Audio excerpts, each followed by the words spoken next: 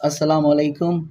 Welcome to Logos Academy of Education with your guide Sir Abdullah. दोस्तों अॼु जे हिन lecture में असां तव्हां सां एरर डिटेक्शन शेयर कंदासीं जेके हाणे मैट्रिक कैटेगरी जे पेपर में फेवरेट टॉपिक्स आहिनि जेके हली रहिया आहिनि। यादि रखो दोस्तों त ही एरर डिटेक्शन जेका आहे सब्जेक्ट वर्ब एग्रीमेंट सां हली रही आहे।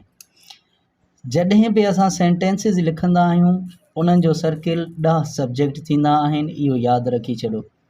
आई वी यानी कि हाणे ॾिसो 10 सब्जेक्ट 1 2 3 यू खे असां डबल काउंट कंदा आहियूं सिंगुलर ऐं प्लूरल, यानी सिंगुलर प्लूरल त ही 4 थी वेंदा, 5 ऐं प्लूरल नेम्स 6 7 8 9 ऐं सिंगुलर नेम्स 10 सब्जेक्ट हूंदा आहिनि जंहिंसां असांजा सेंटेंसिस हलंदा आहिनि।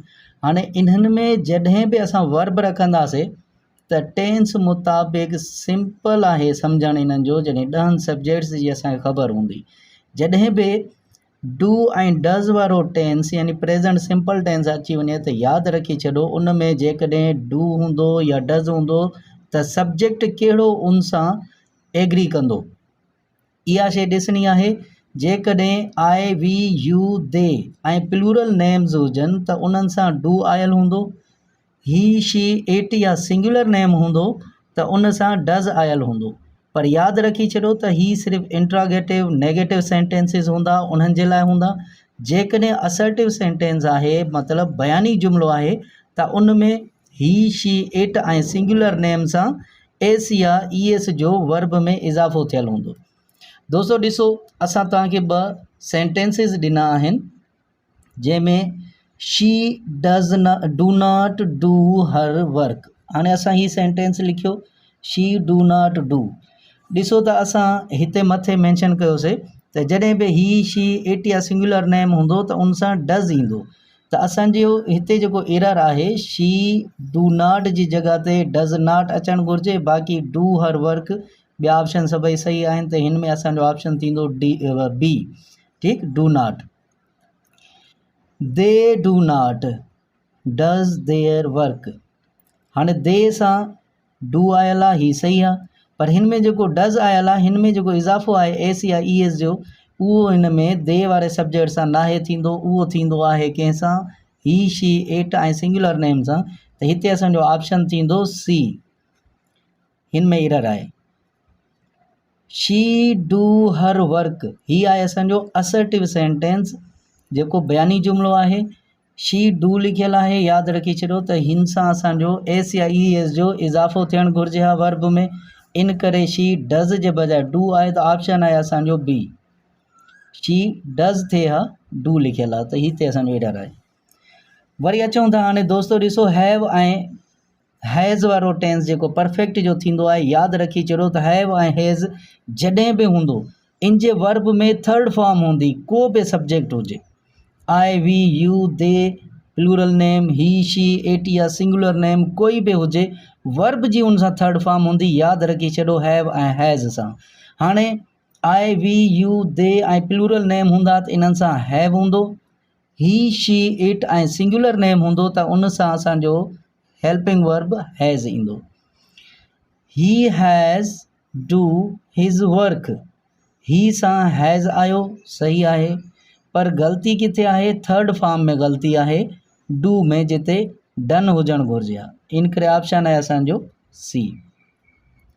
ही have not done work, done अची वियो थर्ड फॉर्म, पर हिते छा आहे हेल्पिंग वर्ब जेको ही सां हैव ॾिनल आहे, हिते छा अचणु घुरिजे हा, हैज़ अचणु घुरिजे हा। ही हैव मीन्स असांजो ऑप्शन आहे एरर जो बी। दोस्तों पास्ट टेंस में जॾहिं असां सिंपल में वेंदा आहियूं त जेके बि असांजा 10 सब्जेक्ट आहिनि आई वी यू ही शी इट दे सिंगुलर नेम या प्लूरल नेम, यू सिंगुलर हुजे या प्लूरल हुजे, यादि रखी छॾो सभिनी सां डिड पवंदो सवाली ऐं नाकारी जुमिले में, ठीकु। जॾहिं डिड पवंदो यादि रखी छॾो डिड हुजे त वर्ब जी फर्स्ट फॉर्म ईंदी, जेकॾहिं डिड खां पोइ सेकंड या थर्ड फॉर्म ॾिनल आहे त उहो असांजो एरर हूंदो, they did not did their work.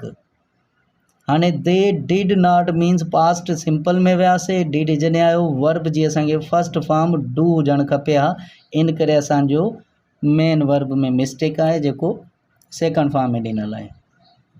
दोस्तों वरी अचूं था असां कंटिन्यूअस में आई वी यू दे प्लूरल नेम ही शी इट या सिंगुलर नेम ही जेके बि सब्जेक्ट्स आहिनि सभ खां पहिरियों असांखे ख़बर हुजे त इन्हनि सां हेल्पिंग वर्ब कहिड़ो ईंदो, आई सां ईंदो एम, वी यू दे ऐं प्लूरल नेम हूंदा त उन्हनि सां ईंदो आर, ही शी इट ऐं सिंगुलर नेम हूंदो त इन्हनि सां ईंदो इज़। यादि रखी छॾो दोस्तों त परफेक्ट में जीअं सभिनी सां थर्ड फॉर्म आहे, कंटिन्यूअस में सभिनी सब्जेक्ट सां इंग फॉर्म पवंदी आहे, इहो यादि रखी छॾो। त वर्ब जॾहिं बि इस्तेमालु कंदासीं फोर्थ फॉर्म में इस्तेमालु कंदासीं इंग वारी में। हाणे ॾिसो I am watch TV, I am means present continuous में असांजो ही सेंटेंस आहे, आई सां एम आयल आहे, ठीकु आहे, पर वॉच जिते आहे इते छा अचणु खपे हा, इंग अचणु खपे हा, इन करे असांजो ऑप्शन आहे एरर जो C. The am helping us, दे सां हेल्पिंग त ठीकु आहे असांजो इंग वारी फॉर्म अची वई, पर हिते हेल्पिंग वर्ब जो जेको आहे उहो एग्रीमेंट न आहे, एरर हूंदो असांजो दे सां आर अचणु खपे, हिते एम आहे त एरर आहे असांजो बी। दोस्तों हाणे पास्ट परफेक्ट यादि रखी छॾो त जेके बि असांजा सब्जेक्ट आहिनि सभिनी सां हेल्पिंग वर्ब असांजो हेड हूंदो। जॾहिं बि हेड सेंटेंस में अची वञे यादि रखी छॾो वर्ब जी असांखे थर्ड फॉर्म इस्तेमालु करणी आहे, वर्ब जी थर्ड फॉर्म इस्तेमालु करणी आहे। शी हैड वॉशिज पॉट्स, हाणे ॾिसो शी हैड हेड अची वियो त असांखे फॉर्म कहिड़ी इस्तेमालु करणी हुई, थर्ड करणी हुई, पर हिते फर्स्ट फॉर्म इज़ाफ़े वारी आहे, इन करे असांजो ऑप्शन हिते आहे एरर जो सी। दोस्तों उम्मीद आहे त ही एरर्स तव्हांखे सम्झ में अची विया हूंदा। इंशाल्लाह असां कोशिशि कंदासीं त हिननि पेपर्स सां जेका कंसर्न तव्हांजी एरर डिटेक्शन हुजे उहे मज़ीद असां तव्हांखे क्लियर करे ॿुधायूं। तव्हांखे असांजो लेक्चर पसंदि आयो हुजे त ज़रूरु कमेंट कंदा। थैंक यू, अस्सलाम वालेकुम।